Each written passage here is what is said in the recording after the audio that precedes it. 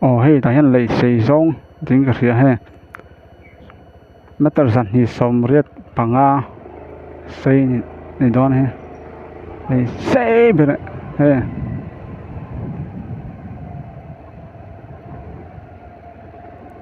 Mizoram lei sei ber kan ti kha sership nam mi kha ka kal to a sership lam ai kha chana sei zo te me nu hian achan ve pa kala tlan lo na hian achan ve vel he hoi lai bor nge ni don ni het ti lai ta hian achan ve vel chu ni don he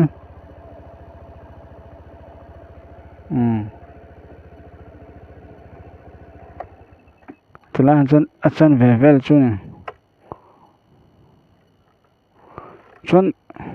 an soi tu la me chu sership lei ai kha chuan he po he a zau po he zau zok zau tak ni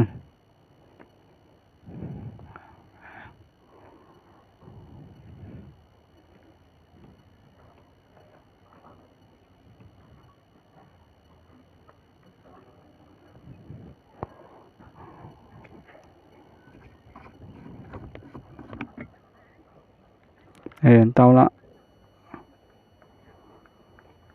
an thui dan chu cha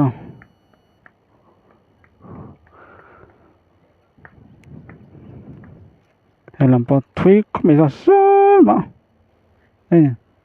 tuan lam pang an thile bela ko tor no tlan no kun phulenga ko achan ve vel ni lai vel he chuan sang po sang zoking khatlat ni sership ai kha chuan hei tui he nu khop maya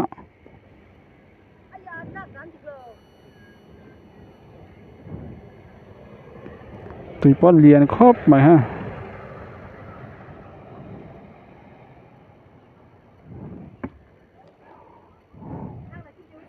sership lei ai kha chuan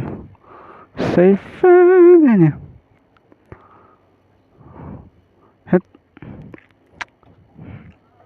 heti lam he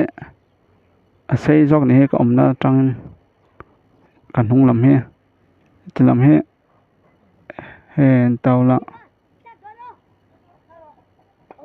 tlai ma toi do lam he omna he lai lu tuk lo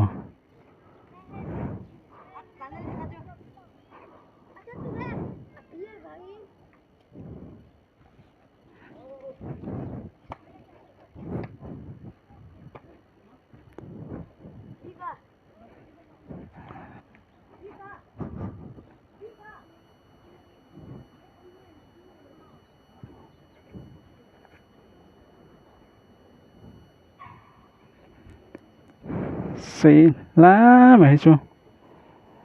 he tu hin an la ta ila he lui po ha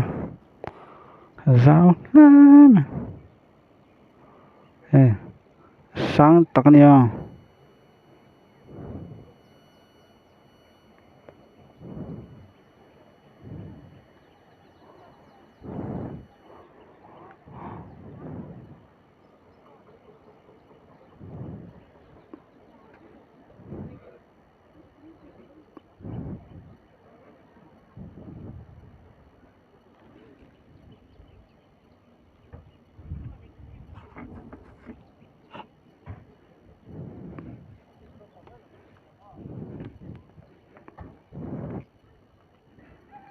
mau ka ti khan he Mizoram lei se ber he ai sei chu om lo